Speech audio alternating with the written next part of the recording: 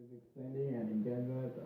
People with prior pending or current criminal convictions need not to apply. Okay, that's very makes sense because how do you being a teacher if you have a crime? So actually, it's like doesn't make sense if you teach people to being a good and then and you are not good for for a person, you know.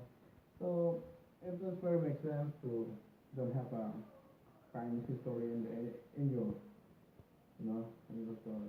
Okay, and then second point is most schools prefer to hire teachers who are well-rounded and community-oriented, and additional skill and exceptional talents are always welcome. Okay, so like you must go to you must get a something in your in your neighborhood. You must get something community with your you must active on your community when you get it, and then you must find a bit like on the tip I write find out if your community has a civic association. You must get into it and then get involved. Okay, and then participate in activities with your local faith-based organization. You mean I mean like when your local when your local faith is like becoming a Christian, you must go there and then pray and then studying about Bible or something like that. But actually a lot of group or community that in your neighborhood, in our neighborhood in United States. So it's a little bit easier for me.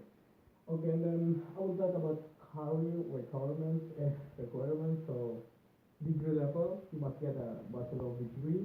Degree part, you must secondary education or subject specific part, and then licensure or certification, you must get it certification from your government or something, and then actually especially high school certification or state teaching license reserved for public staff. So it's like actually it's it's good to get it, so it makes you powerful to get a job. Okay, and then key skill is flexibility. Yeah, you must flexible.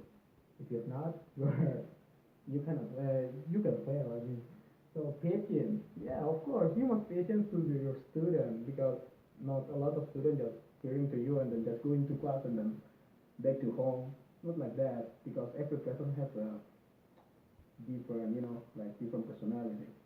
You must concentrate to it. Okay, and then communication. Yeah, this is the first one. You must have a good communication, not just with students, but with your partner in the school teaching environment.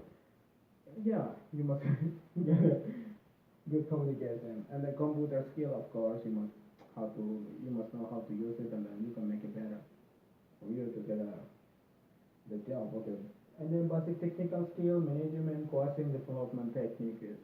Okay, actually for management and coaching, actually it's not too important because for management actually it's a little bit important because you know how to manage your class or something like that. But for coaching, I think it's just for sport teachers, not biology teacher. But so you don't need to. Okay, and then development techniques, techniques. I mean, so you must know how to develop your skill or ability, something like that. And then salary actually is based on 2040, so it's not too important. Okay, so I have talked about previous experience, educational background, civic standing, and engagement is the are the way to becoming a high school biology teacher. That's it, and thank you, and have a good night.